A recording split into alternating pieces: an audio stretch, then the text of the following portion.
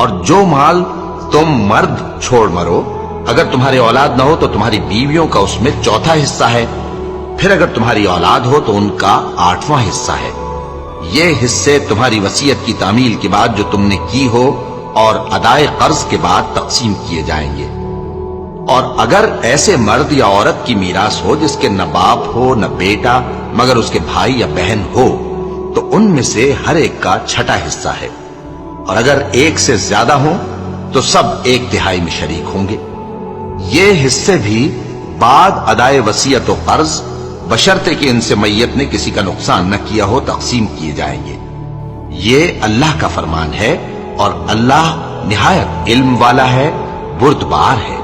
یہ تمام احکام اللہ کی حدیں ہیں، اور جو شخص اللہ اور اس کے پیغمبر کی فرما برداری کرے گا اللہ اس کو بہشتوں میں داخل کرے گا جن میں نہریں بہہ رہی ہیں، وہ ان میں